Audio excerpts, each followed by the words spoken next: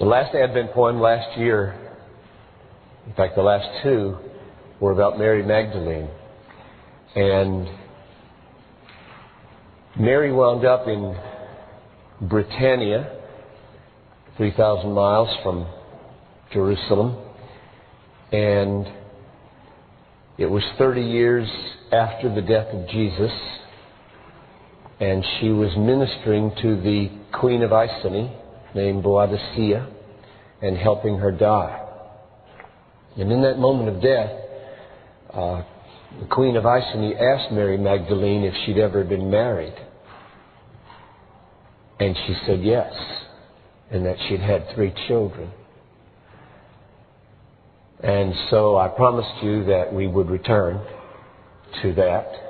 And the Advent poem this morning and next Sunday are to fill in the gaps with what probably did not happen, but may have happened. That's my goal as far as historical reliability is concerned.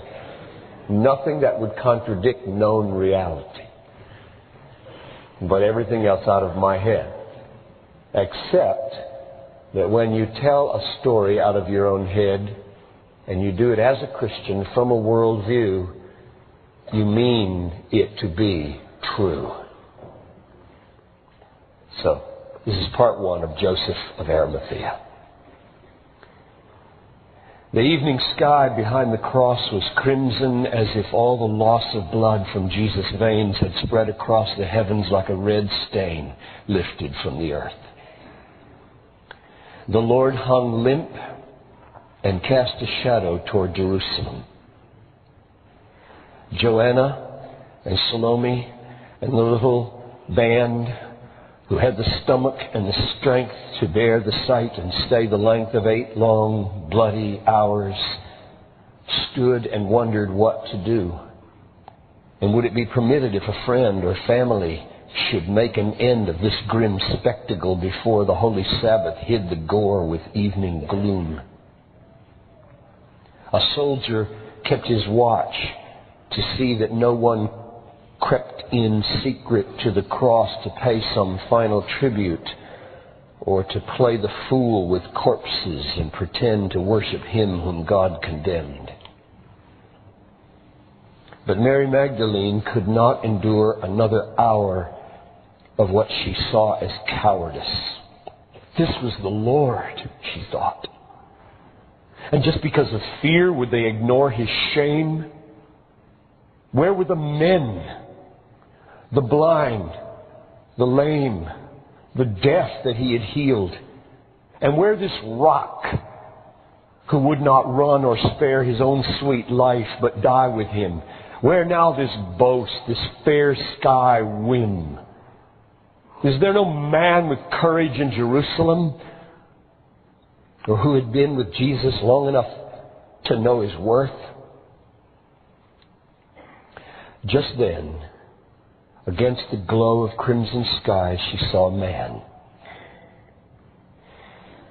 He came along the path that ran up from the garden where the rich have tombs, as if a costly niche of stone or clay might cool the heat of hell or make our heaven more sweet.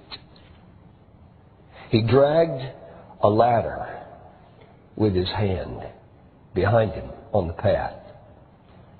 A band of linen, beautiful and fine, hung folded on his back, with twine bound fast to keep it off the ground. The soldier gripped his spear and frowned. "And what are you about to do? I have my orders and will run you through if you but touch the crucified." The women held their breath and tried to see if there was any dread in this man's face. "You could be dead with one more step," the soldier said, and pressed the sharp and pointed head of his long spear against the chest of Joseph. Slowly, Joseph pressed a parchment in the soldier's hand to read. He stared. "You took your stand in Pilate's court for this? Man, you're a fool." You think you'll be secure to walk the streets of Zion if you treat him like a king? One whiff of this before the Jewish court, and they will make more vicious sport of you than him.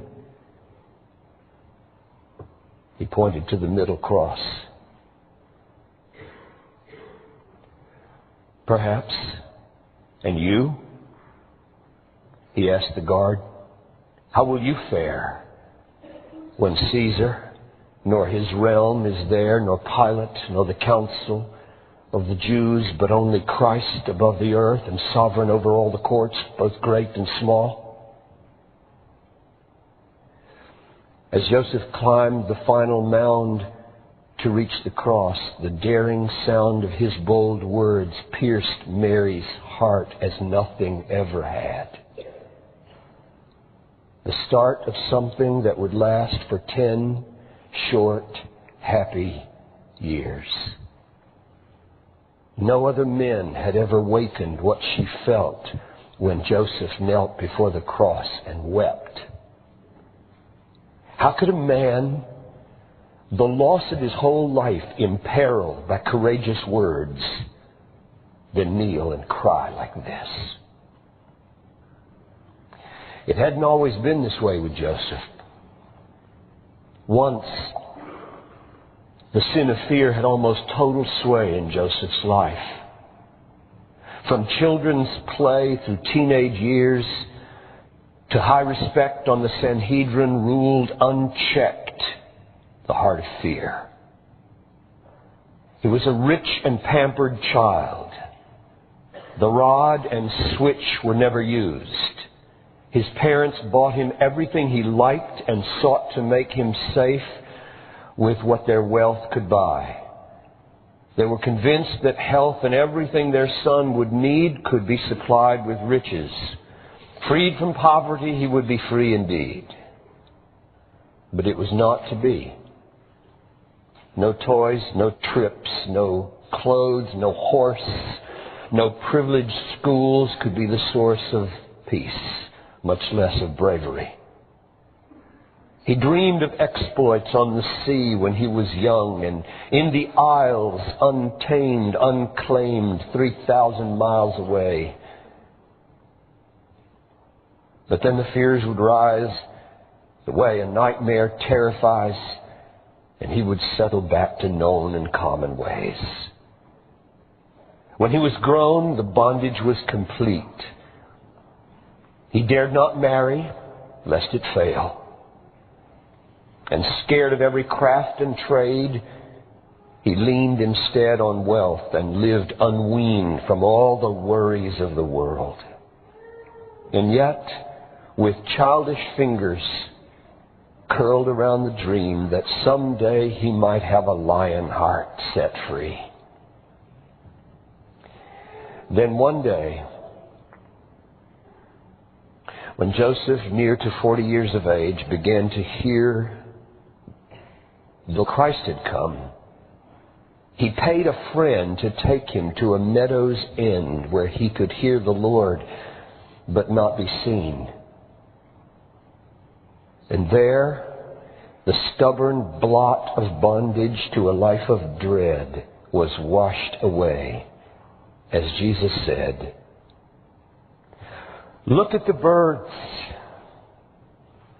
They neither sow, nor plow, nor reap, nor make a stow of wealth in barns, and yet God feeds them all. Are not your simple needs well known to Him before you ask? And is it not your toil and task on earth to trust your Father's care? Does He not number every hair? And don't you sell 2 sparrows for a cent, yet God does not ignore their life? Nor one falls except He wills. And shall you not be kept because you are more precious than the birds? Does worry pay, or can you add a cubit to your length of life? Does fear increase your strength? Consider how the lilies grow. They neither toil nor spin, but oh, how beautiful their brilliant dress in spring. Nor did God ever bless a king in all his wealth like this.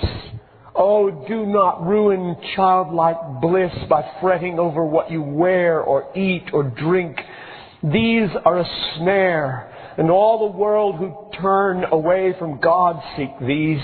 But you, I say, seek first His kingdom, seek His rule and sway and righteousness, and you'll be given all the rest.